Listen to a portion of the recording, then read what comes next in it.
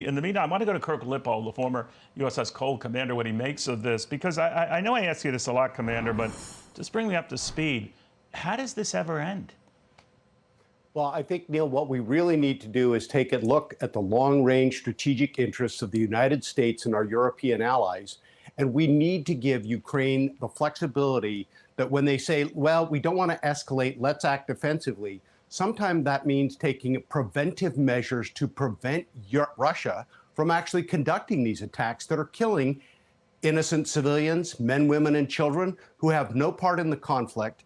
And so consequently, saying we don't want to be escalatory, why are we always in the reactive mode is what we should be asking. Perhaps it is time for NATO and our other partner allies in Europe to begin to give Ukraine the flexibility they need to act defensively by taking the war to Russia.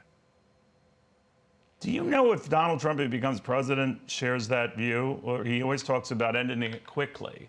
I don't know how he proposes to do that. But what do you think? Well, Neil, I'll be honest. I'm very concerned about Donald Trump because while he likes to tout the America First logo, I think when it comes down to it, America First does not mean America alone. This is the largest conflict on the European continent since World War II.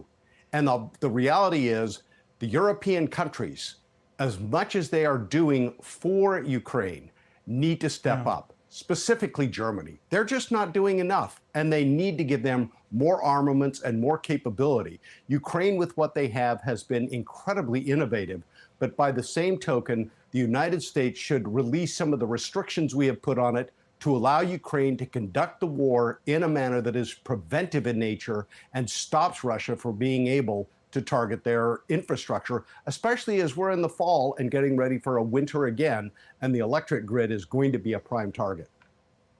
Well, as part of that strategy, Ukraine is taking the fight to Russia and attacking positions in Russia, and that is what prompted Vladimir Putin's latest comments about nuclear weapons again. Now, it could be just saber rattling, but what if he means it?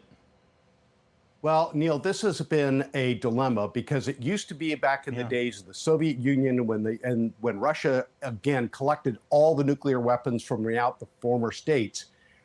Nobody bluffed when it came to nuclear weapons policy.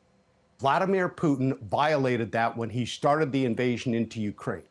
And at this point, having bluffed a number of times, at some point he may feel compelled to do that. But I think in nuclear weapons, we would clearly see the indications through intelligence sources and methods that would give us the heads up, and we could send that signal back channel not to do that. And we could also step up. By the same token, we need to look at the countries that are now supplying Russia, and we clearly know it: Iran, China, North Korea.